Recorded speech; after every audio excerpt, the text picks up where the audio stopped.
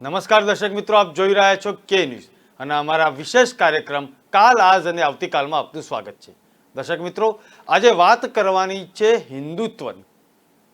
જ્યારે અલગ અલગ રાજનેતાઓના નિવેદન સામે આવતા હોય અને તેમાં પણ ખાસ કરીને આરએસએસ વડા મોહન ભાગવતનું નિવેદન આવે ત્યારે આ એક વાત ચર્ચાના ચકડોળે ચડતી હોય છે, કારણ કે હિન્દુત્વની વાત આરએસએસ પહેલેથી કરતું આવ્યું છે।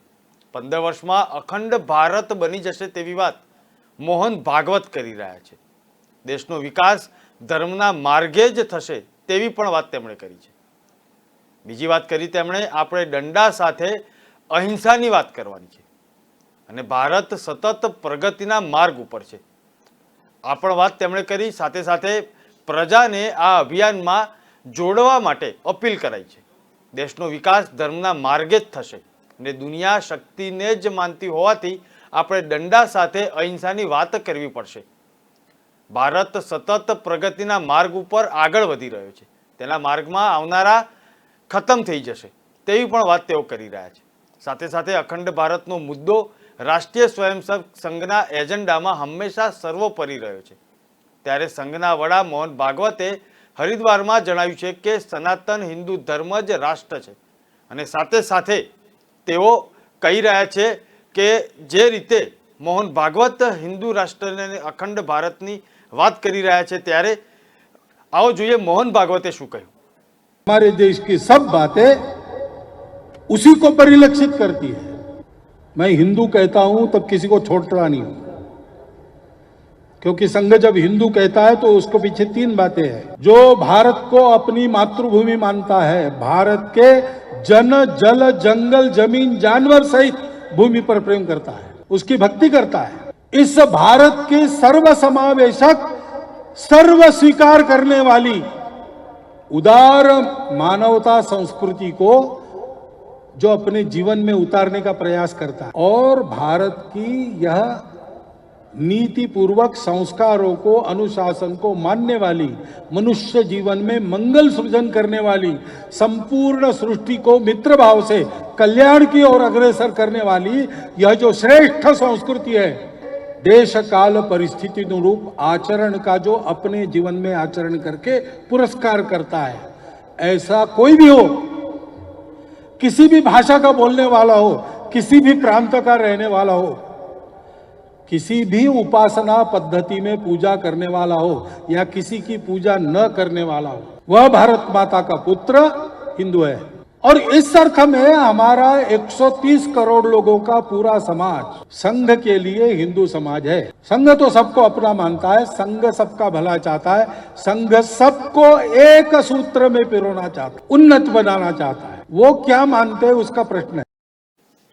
અખંડ ભારતનો મુદ્દો રાષ્ટ્રીય સ્વયંસેવક સંઘના એજન્ડામાં હંમેશા સર્વોપરી રહ્યો છે।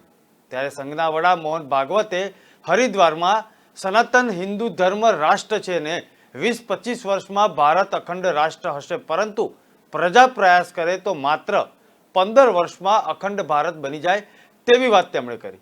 આપણે પોતાની આંખોથી જ દેશને અખંડ ભારત બનતા જોઈ શકીશું।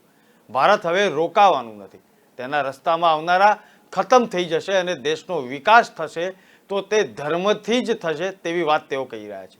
ત્યારે વડાપ્રધાન નરેન્દ્ર મોદી હિન્દુત્વને લઈને શું કહી રહ્યા છે તે પણ જોઈએ।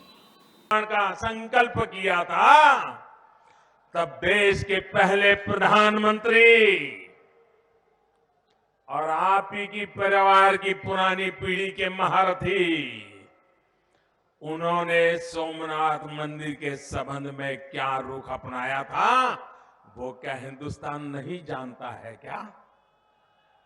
आप हमें हिंदू सिखाने आए हो? अरे इतना ही नहीं, आज हिंदुस्तान गर्व के साथ भारत के प्रथम राष्ट्रपति डॉक्टर राजेंद्र बाबू का जन्मदिन मना रहा है। उनके जन्मदिन पर मैं भी उनको नमन करता हूं, आदरपूर्वक अंजलि देता हूं और उनके महान कार्य हमें निरंतर अच्छा काम करने की प्रेरणा देता रहे, इस संकल्प को मैं फिर एक बार दोहराता हूं। लेकिन मैं पूछना चाहता हूं, ये ज्ञानी नामदार हिंदुत्व का इतना अगाध ज्ञान आपके पास है, जरा ये तो बताइए, जब सोमनाथ का पुनर्निर्माण हो गया, सरदार साहब ने अपने बलबूते पर कर लिया, उस समय के प्रधानमंत्री का विरोध होने के बावजूद भी कर दिया, लेकिन जब राजेंद्र बाबू उसकी प्राण प्रतिष्ठा के लिए जा रहे थे, तब जिस हिंदुत्व के ज्ञान की चर्चा कर रहे हो, आप ही के परिवार के उस समय के प्रधानमंत्री ने डॉक्टर राजेंद्र बाबू का गुजरात सोमनाथ जाने का घोर विरोध किया था। वो कौन सा हिंदुत्व था आपका?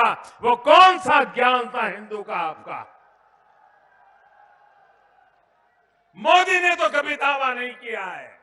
हम तो एक ऐसे सामान्य परिवार से आए हैं, हम किसी ज्ञान का दावा कभी कर नहीं सकते, लेकिन हम इस बात का दावा कर सकते हैं कि 125 करोड़ देशवासी ज्ञान का भंडार है, और वही मेरा रिमोट कंट्रोल है, वही मुझे चलाता है, और इसलिए मैं सही रास्ते पर चलता हूं। સંતોના આશીર્વાદથી ભારત ફરી નજીકના સમયમાં અખંડ ભારત બની જશે, પરંતુ પ્રજા થોડો પ્રયાસ કરે તો સ્વામી વિવેકાનંદ, મહર્ષિ અરવિંદના સપનાઓનું અખંડ ભારત 10 થી 15 વર્ષમાં બની શકે છે તેવો દાવો કર્યો છે સંઘ પ્રમુખ ભાગવતે। જે રીતે ભગવાન કૃષ્ણની આંગળી પર ગોવર્ધન પર્વત ઉઠ્યો હતો અને તે જ રીતે સંતોના આશીર્વાદથી ભારત ફરી નજીકના સમયમાં અખંડ ભારત બની જશે, પરંતુ પ્રજા થોડો પ્રયાસ કરે તેવી વાત મોહન ભાગવત કરી રહ્યા છે। ભાગવત કહી રહ્યા છે કે કેટલાક કહેવાતા નેતાઓ સનાતન ધર્મનો વિરોધ કરે છે, પરંતુ તેમાં પણ તેનું પ્રદાન છે।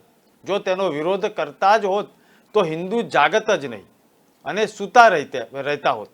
તેમણે કહ્યું કે ભારતનું ઉત્થાન થશે તો ધર્મના માધ્યમથી થશે। અલગ અલગ રીતે હિન્દુત્વની વાત વર્ષોથી ભારતમાં થઈ રહી છે। અલગ અલગ નેતાઓ જે ભારતીય જનતા પાર્ટીના હોય કે અન્ય પક્ષના હોય, પક્ષ અને વિપક્ષ હંમેશા આ મુદ્દા પર પોતાના નિવેદનો આપવામાં ચૂકતા નથી, પરંતુ જ્યારે જ્યારે આરએસએસ અને તેના વડા હિન્દુત્વ મુદ્દે જ્યારે બોલતા થયા છે ત્યારે અલગ અલગ નિવેદનો સામે આવતા હોય છે। ત્યારે હિન્દુત્વના કટ્ટર પ્રણેતા બાલા સાહેબ ઠાકરેએ જ્યારે હિન્દુત્વનો મુદ્દો ઉઠાવ્યો હતો અને શિવસેનાનું સ્થાપના કરી હતી, ત્યારે હમણાં જ તાજેતરમાં તેમના પુત્ર તેમણે એક વાત કરી હમણાં કે ભાજપ પાસે જે હિન્દુત્વનો મુદ્દો જે છે તે બાલા સાહેબે આપેલો છે, અને બાલ ઠાકરેએ આ હિન્દુત્વનો મુદ્દો જ્યારે આપ્યો છે ત્યારે જ ભારતીય જનતા પાર્ટી કેન્દ્રમાં સત્તા સ્થાને છે। ત્યારે બાલા સાહેબ ઠાકરે હિન્દુત્વ મુદ્દે શું કહી રહ્યા છે તે પણ જોઈએ। खरं सांगायचं म्हणजे जरा विचार करा, आपला नक्की शत्रू कोण? मी तर म्हणेन मुसलमानांपेक्षा हिंदूच हिंदूंचे शत्रू आहेत। आपको क्या चाहिए? हिंदू राष्ट्र चाहिए? म्हटलं राष्ट्र चाहिए, कोणाची परवानगी घ्यायची? हे हिंदूच राष्ट्र आहेत। हिंदुस्थानात हिंदू राष्ट्र नसेल तर काय पाकिस्तानात? शिवसेनेवर बंदी येणार होती, आम्हाला अटक होणार होती, हे सगळं आम्ही अंगावर घेतलेलं आहे आणि सांगून अंगावर घेतले की हिम्मत असेल तर हात लावा। हिंदू राष्ट्र की आपकी संकल्पना क्या है और इनमें इसमें किन लोगों को जगह नहीं है? सभी मुसलमान भी रह सकते हैं, क्रिश्चियन भी रह सकते हैं, मगर उनको मानना पड़ेगा कि सबसे पहले ये देश हमारा है। पहले तो हमारे देश के खिलाफ कोई कदम नहीं उठाना चाहिए। Nothing at the cost of my nation, mind you, ये हमारा धोरण है। और ये मेरा जो हिंदुत्व है ये हमारा राष्ट्रीयत्व है। अतिरेक्यांना फाशी देणार दिवस ठरला, परत काय रद्द। कोण आहे तुमचे जावई? माझ्या हातात सत्ता द्या, किंबहुना पंतप्रधानांचा सल्लागार म्हणून मला नेमा, देशाला एका खटक्यामध्ये सुधारून दाखवतो। चौकशी खटले पिटले भांगडच नाही हो, गोळी घाला, पहिली आडवा करा, लोकांच्या समोर घाला।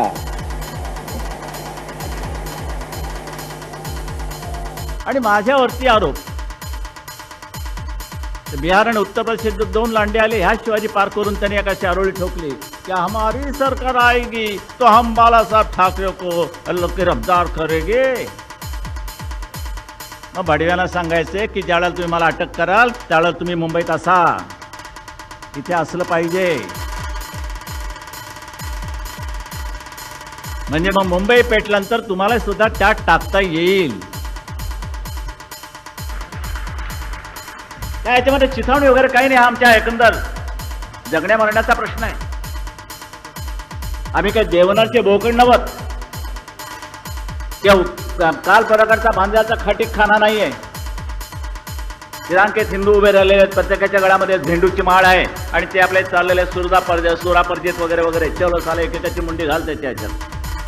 ते नाही जमणार. गांडूची अवलाद म्हणून कधीही जगू नका. मेलात तरी चालेल, प्लेग आला तरी चालेल. मी उलट प्लेगच्या उंदरांना बोलेन, ये रे ये, या गांडूंना लवकर मरण आण, असं मी त्यांना सांगेन. कशा करता जगायचं? मर्द म्हणूनच आम्ही जगणार आहोत. आणि या मर्दांच्या बाबतीत म्हणाल तर या मर्दांची टक्कर घेण्याची कोणी हिंमत करता कामा नये. असं दृश्य साऱ्या हिंदुस्थानात उभं राहिलं पाहिजे. आणि ते चित्र मी हिंदुत्वाच्या रूपानं उभं करतोय.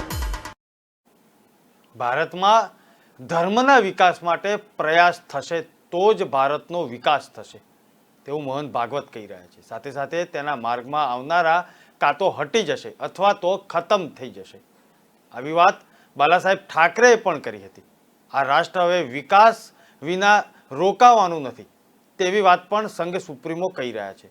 બાલાસાહેબ ઠાકરે કટ્ટર હિન્દુત્વવાદીના પ્રણેતા હતા. તેમણે દરેક વખતે હિન્દુ રાષ્ટ્ર, હિન્દુત્વ અને હિન્દુઓના પ્રશ્નોને લઈને વાચા આપી હતી. અત્યારે હાલ સંઘ પ્રમુખ જે કહી રહ્યા છે તે પણ એક ઉડીને આંખે વળગે તેવું છે. તેઓ કહી રહ્યા છે કે આ પ્રવાસમાં પ્રજાએ પણ જોડાઈ જવું જોઈએ અને રાષ્ટ્રને આગળ ધપાવવામાં સાથ આપવો જોઈએ. આપણે હિંસાની વાત કરીએ છીએ પરંતુ હાથમાં દંડો લઈને નીકળવું પણ પડશે. આપણા મનમાં કોઈ દ્વેષ કે શત્રુભાવ નથી પરંતુ દુનિયા શક્તિને માને છે તેવું મોહન ભાગવત કહી રહ્યા છે.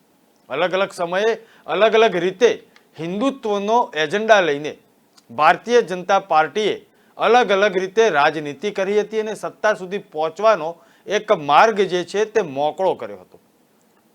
જ્યારે 90ના દાયકામાં ભારતીય જનતા પાર્ટી સત્તા સ્થાને ન હતી ત્યારે તેમણે હિન્દુત્વનો મુદ્દો ઉઠાવ્યો હતો.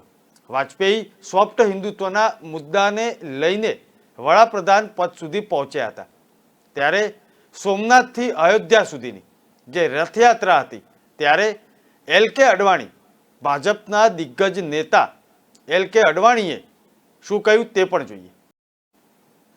દુનિયા શક્તિને જ માન આપે છે તેવી વાત પણ મોહન ભાગવતે હરિદ્વારના સંમેલનમાં કહી હતી. પરંતુ લાલકૃષ્ણ અડવાણી પણ તે જ વાત કરી રહ્યા હતા.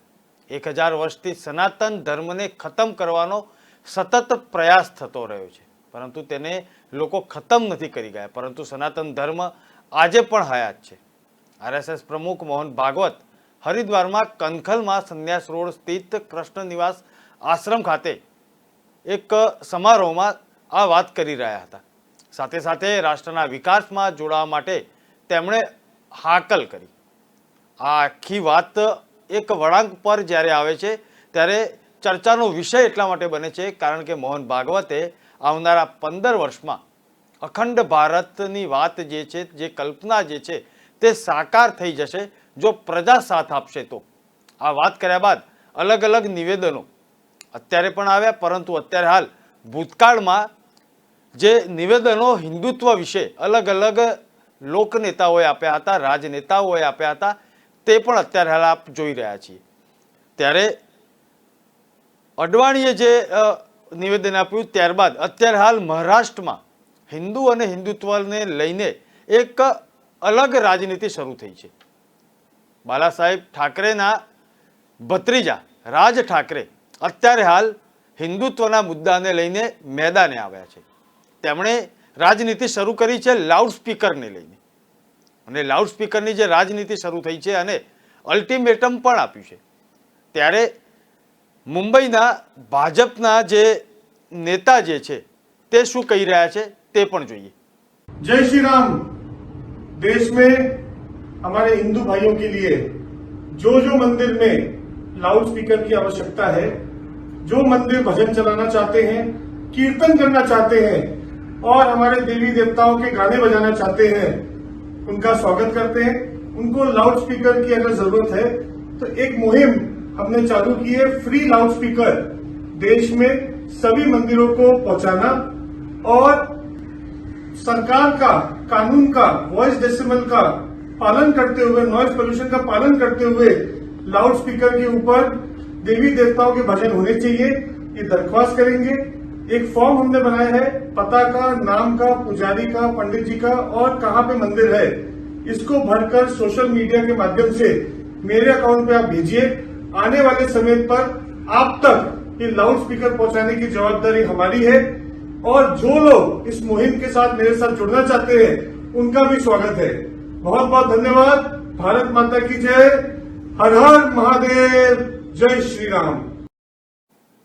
જે રીતે ભાજપના નેતા કહી રહ્યા છે કે લાઉડ સ્પીકર અમે મફતમાં પહોંચાડીશું ને મંદિરમાં તેનો ઉપયોગ કરો, પણ સરકારી ગાઈડલાઈનને અનુસરીને. આ એક વાત થઈ રહી છે. મહારાષ્ટ્રમાં એક અલગ રાજનીતિ શરૂ થઈ છે. હનુમાન ચાલીસા ઠેર ઠેર વગાડવાની રાજનીતિ શરૂ થઈ છે. તેમાં રાજ ઠાકરેએ પૂનાથી હનુમાન જયંતિના દિવસે આ મુહિમનું શરૂઆત પણ કરી દીધી છે. ત્યારે હવે આગળના દિવસોમાં જોઈશું કે લોકા જે એક કાર્યક્રમ જે છે તે કેવી રીતે તેઓ પોતાનો આગળ વધારશે. આરએસએસ તેના કાર્યક્રમમાં આગળ વધી રહી છે. ભારતીય જનતા પાર્ટી તેના મુદ્દાને લઈને આગળ વધી રહી છે. ત્યારે અલગ અલગ રાજનેતાઓના જે નિવેદનો સામે આવી રહ્યા છે તે પણ ચર્ચાનો વિષય બન્યા છે. ત્યારે મોહન ભાગવતે એક વાતનો ઉલ્લેખ કર્યો કે અમૃત મંથનનો વાત કરી અને અમૃત મંથનના સમયે સૌથી પહેલા વિષ નીકળ્યું હતું, પરંતુ દેવો અમૃત પ્રાપ્ત ન થાય ત્યાં સુધી તેમના કર્તવ્યથી વિચલિત થયા ન હતા. રાષ્ટ્ર સાધનામાં વિઘ્નો આવતા રહેશે, પરંતુ આપણે તેને પરાજિત કરીને સતત આગળ વધવાનું છે. અખંડ ભારતની જે કલ્પના જે છે તે સાકાર કરવાની છે. તેઓ વધુમાં ભાગવત કહી રહ્યા હતા કે જે રીતે આઝાદી પછી આજનું ભારત 2 સદી પહેલાના ભારત કરતાં ઘણું મર્યાદિત છે, ત્યારે એક સમયે ભારતનો ભૂભાગ ઘણો વિશાળ હતો. તેની પણ ચર્ચા કરીશું. તેમણે શું કહ્યું તે પણ આપણે જોઈશું. પરંતુ અત્યારે હાલ તો ગુજરાતના કદ્દાવર નેતા નીતિન પટેલે પણ હિન્દુત્વના મુદ્દે એક નિવેદન આપ્યું હતું. આવો સાંભળીએ નીતિન પટેલે શું કહ્યું હતું. કામ કરે છે, મંદિર તોડવાના તો ઘણા હોય, પણ એમને ખબર હતી કે ભગવાન સોમનાથનું મંદિર તોડીએ તો એ ભગવાન સોમનાથ એટલે એ જમાનાના કરોડો હિન્દુઓના આરાધ્ય દેવ, એના હૃદય ઉપર ઘા કરવો હોય, એમને બીવડાવી દેવા હોય, એમને ગભરાઈ દેવા હોય, એમને ગભરાઈને ધર્માંતરણ કરાવવું હોય તો સોમનાથનું મંદિર તોડવું જોઈએ. આવી ભયંકર વિચારસરણીથી મોહમ્મદ ગઝનીએ વારંવાર સોમનાથનું મંદિર તોડ્યું. હું આભાર માનું છું, ઋણ સ્વીકાર કરું છું મહારાજાઓનો, એ વખતના લડવૈયાઓનો, એ વખતના આપણા વડીલોનો, કે જેમણે મોહમ્મદ ગઝનીએ જ્યારે જે તોડ્યું એનાથી મોટું મંદિર દર વખતે નિર્માણ કર્યું અને મોહમ્મદ ગઝનીના બાપ બની અને હિન્દુ ધર્મનો ભગવો આખી દુનિયામાં એ વખતે ફેલાયો.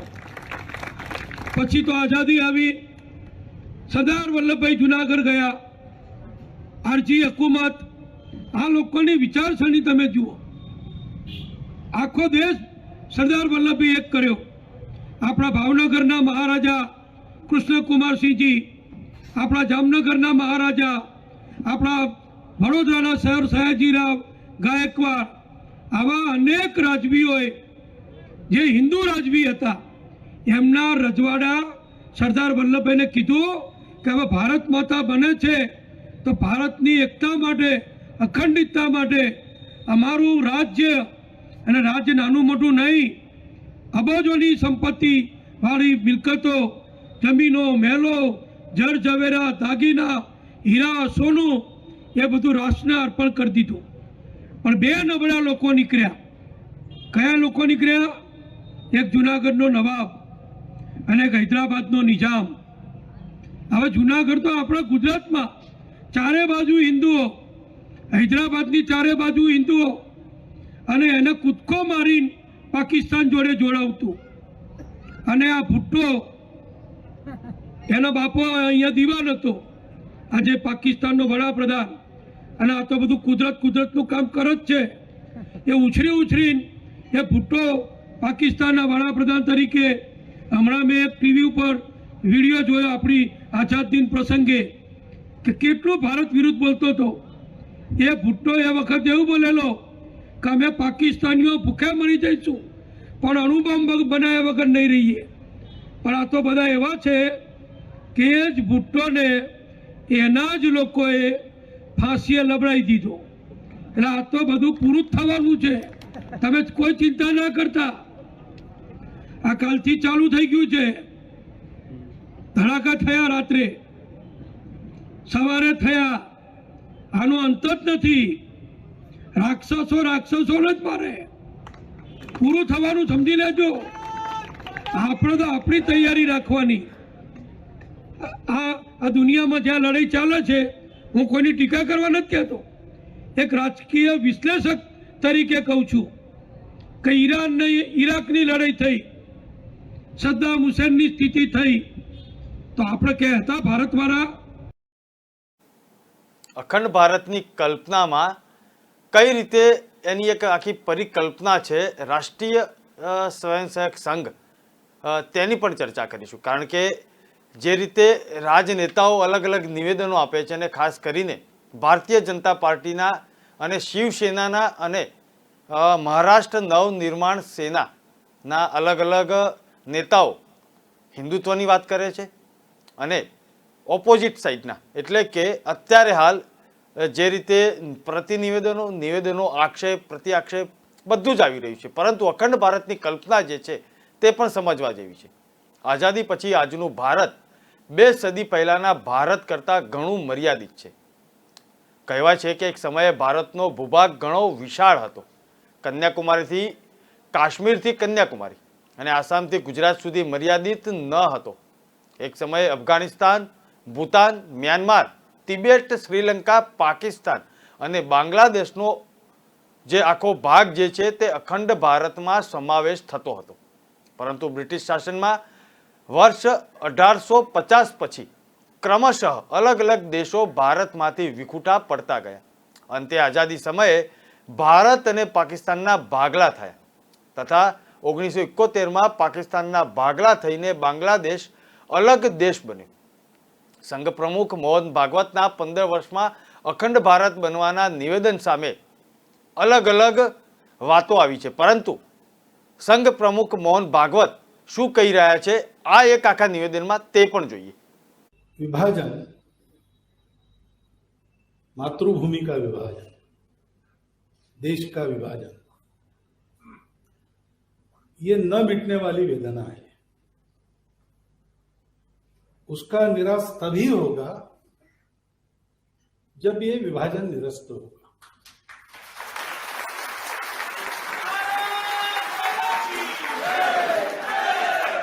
ये नारों का विषय नहीं है. नारे देना बहुत आसान है. यहां पे नारे तब भी लगते थे, लेकिन विभाजन हुआ. सोचने का विषय है. ये सारी तैयारी बहुत दिनों से चल रही थी. इसमें आएगा, प्रकाश जी ने कहा है, ये कोई अचानक हो गया, एक बात आ गई उसमें और भड़क उठे और हो गया, ऐसा नहीं है. एक योजनाबद्ध षड्यंत्र चला है. डॉक्टर हेडगेवार ने तो उस समय कहा था 1930 के आसपास, हिंदू समाज को जल्दी संगठित होना पड़ेगा, नहीं तो आज तो पाकिस्तान की बात चल रही है, देश तोड़ने की बात चल रही है, सावधान हो जाओ. तो ये दिखता था. लेकिन कुछ तत्व के अतिरेकों के आधार पर या एक भोले विश्वास के आधार पर हम लोग आंख मूंदकर जैसे कोई आग में प्रवेश करता है वैसे चलते चले. हमने समझौता करने के लिए सब कुछ छोड़ दिया। हमने अपने राष्ट्रगीत को काट दिया क्योंकि उनको बुरा लगे। हमने अपने राष्ट्रध्वज के रंग थोड़े से बदल दिए क्योंकि उनको बुरा लगेगा। हमने सीधी सीधी देश में दरार डालने वाली उनकी मांगे इसलिए स्वीकार की, उनको बुरा लगेगा। क्यों? क्योंकि हमको ऐसा लगता था कि वो साथ नहीं आए तो अंग्रेज को हम नहीं भगा सकते। हमको यह समझाना था कि देखो भाई, સંઘ પ્રમુખ મોહન ભાગવતના 15 વર્ષના અખંડ ભારત બનવાના નિવેદન સામે શિવસેનાના નેતા સંજય રાઉતે પલટવાર કર્યો। સંજય રાઉતે કહ્યું કે વર્ષો નહીં દિવસોની વાત કરો, પહેલા પીઓકોને ભારત સાથે જોડવાની વાત કરો અને ત્યાર પછી અખંડ ભારતની વાત કરો। આ એક સવાલ કર્યો સંજય રાઉતે। અકરુદ્દીન ઓવૈસીએ સવાલ કર્યો કે ભાગવત કયા આધારે અખંડ ભારતની વાત કરે છે। ભાગવતના અખંડ ભારતના નિવેદન અંગે શિવસેનાના સાંસદ સંજય રાવતે શું કહ્યું તે સૌ પ્રથમ સાંભળીએ। सरसंघ चालक मोहन भागवत जी हमारे लिए भी आदरणीय है। अगर अखंड हिंदुस्तान की बात कोई करता है तो सबसे पहले उनको पीओके को हिंदुस्तान को जोड़ना पड़ेगा, वो ले लीजिए। फिर पूरा जो पाकिस्तान विभाजन हुआ था 1947 में, उनको हिंदुस्तान को जोड़ना पड़ेगा, वो भी लीजिए। कभी कंधार तक हमारी सीमाएं थी, वो भी लीजिए। श्रीलंका भी लीजिए और एक अखंड हिंदुस्तान, एक महासत्ता बना लीजिए। किसी ने रोका नहीं है, ये देश के लिए गर्व की बात है। लेकिन 15 साल का वायदा मत करिए, 15 दिन करिए या 2 साल करिए, हम पूरा देश आपके साथ रहेंगे। लेकिन उससे पहले जो कश्मीरी पंडित है, उनकी जो कश्मीर की फाइल जो अब वापस खुली एक पर्दे के ऊपर, उस सभी हमारे कश्मीरी पंडित भाइयों को उनकी घर वापसी बहुत ही सुरक्षित तरीके से होनी चाहिए, वो कर लीजिए। और आपका जो इरादा है अखंड हिंदुस्तान का, हम उनको जरूर समर्थन करेंगे। और इस देश के सभी राजनीतिक दल, चाहे आपके वैचारिक दृष्टि आपके विरोधी हो, वो भी आपको समर्थन करेंगे। अखंड हिंदुस्तान का सपना कौन नहीं देखता है? सब कुछ देखता है। लेकिन वीर सावरकर का ये सपना था, बाला साहब ठाकरे जी का सपना था, तो सबसे पहले वीर सावरकर को भारत रत्न दिया। દર્શક મિત્રો, જ્યારે ચૂંટણીઓ નજીક આવી રહી છે ત્યારે હિન્દુત્વનો મુદ્દો ચર્ચામાં થાય છે। ભાજપ તો હંમેશા હિન્દુવાદના સહારે મત મેળવતો રહ્યો છે, પરંતુ તમામ પક્ષો પણ ક્યાંક ને ક્યાંક હિન્દુ મતદારોને આકર્ષવા માટે પ્રયત્નો કરતા જોવા મળી રહ્યા છે। ભાજપ ધર્મ આધારિત રાજનીતિ રમે છે તેવા વિરોધ પક્ષો હંમેશા આક્ષેપ કરતા રહ્યા છે, પરંતુ ભાજપના નેતાઓ જે રીતે નિવેદનો આપે છે તેનાથી સહેજે પ્રશ્ન ઊભો થાય છે કે ભાજપ કોનો વિકાસ કરવા માંગે છે, હિન્દુત્વનો કે દેશનો। દર્શક મિત્રો, આવતીકાલે ફરીથી મળીશું, ત્યાં સુધી મને રજા આપશો। નમસ્કાર।